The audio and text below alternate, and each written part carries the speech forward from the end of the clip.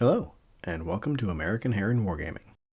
This is a battle report for Fallout Wasteland Warfare. This is a particularly special battle report because it's from the first game I played for the Nuka-World Campaign that I'm running for myself and 5 other players out of our friendly local game store. For the whole campaign, I'll be exclusively running with the Institute faction representing the Operators gang in Nuka-World. Each gang is vying for control of the whole park. In order to do that, we need to control regions. And in order to do that, we need to control nodes. The rules which determine how a node is gained and lost are a bit dodgy, unfortunately, so as a group we decided to handle it like this. Every player picks a target node that they're going for. Since we have 6 players across 3 factions, each set of battles will have 3 games. Disciples versus Operators, Disciples versus Pack, and Operators versus Pack. Whoever wins their game gets control of their target node. Lose, and you don't get it. It's simple enough. For now. But we've already started hitting some other bumps in the road. But that's not important now. What is relevant is that there's more on the line for this game than in a normal one. The Operators are based out of Starport Nuka in the Galactic Zone, and I'm trying to take over the Robco Battle Zone. My opponent, representing the Pack, is bringing Survivors and going for the Bradperton Amphitheater. When looking for a scenario to use, I look around at all the books and PDFs I have in order to try to find the ones that I haven't tried before. So it was really crazy to see that I hadn't ever tried this one, as in the campaign handbook that comes with the starter set. It's called Demolition, and it's a doozy. So here is our map. There is an overpass above us that the survivors want to destroy. They're going about that by setting explosives around the pillars that hold the overpass up. There are 6 pillars, and the numbers hidden under the investigation markers represent how strong that particular pillar is holding up the overpass. The Survivors player got to secretly look at 4 of the 6 markers, but then I got to blindly switch 2 of them, so their information might not be perfect anymore. At the end of the game, if they've knocked down 19 or more support points, the overpass is coming down and they win. Otherwise, I win. The Survivors also have 11 charge markers, but 3 are dummies. They can place and activate these as an action.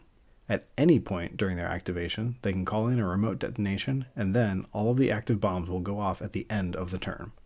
Any models caught in the blast are instantly out, along with the pillar itself. So, with all that out of the way, here's our setup. The sole survivor leads the survivors group, and has Dogmeat, 2 settlers, and a free tech. I have Conrad Kellogg, 2 trooper synths, and 2 Gen 1 synths. The map and the instructions for deployment disagreed, so we each set up a yellow distance in. Turn 1 started out slow, each of us moving models up cautiously. I'd placed 1 Gen 1 synth a bit more out in the open, and it got caught by a long-range shot from a settler. Then the sole survivor had a fantastic round of shooting and got 4 damage onto one of my troopers. And 2 charges got laid down against the pillars closest to their deployment area. The event for turn 2 was Heat Haze, which removed all numerical modifiers from the effect dice. It's definitely a big twist for this round. To start out the turn, Dogmeat charged wide into the Gen 1 synth, pushing up the eastern side of the board and got 2 damage onto it. Despite the dropped numerical modifiers, the sole survivor was still able to get 2 more damage onto my wounded trooper, and only had 1 left. Fortunately for me, I was able to knock out one of the settlers before they could lay out any more bombs. Another parcel got laid at the next pillar, but then my opponent did the most unexpected thing ever. They called in the detonation. So full health Kellogg was instantly knocked out of the game. However, this also took out my opponent's other settler and free tech, so now it's just the sole survivor and Dogmeat against the rest of my forces.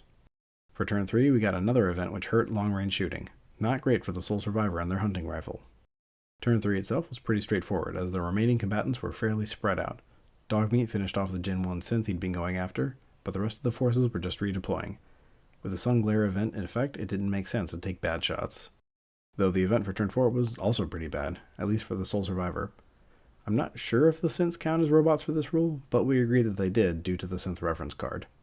My wounded synth was able to get some damage onto the sole survivor, but was quickly dispatched by Dogmeat. Following the fusillade of all my synths, I was able to knock out the sole survivor. At that point, the game was over. My opponent had no more units which could plant bombs. Dogmeat is only allowed to if within a non-dog's command distance. So we checked to see if enough of the pillars had come down or not. With only 14 stability points destroyed, the overpass continues to stand, so that's a victory for the Institute and for the Operators. With this win, my gang takes over the Starport Nuka and gives us 2 of the 3 nodes required to control the Galactic Zone. Unfortunately, my partner failed to secure Vault-Tec among the stars, and the Disciples picked up the Starlight Interstellar Theater instead. They also scored Fizz Top Mountain after defeating the Pack, so the outcome of the next round of battles will certainly be interesting. That's it for now. Stay safe out there in the wasteland.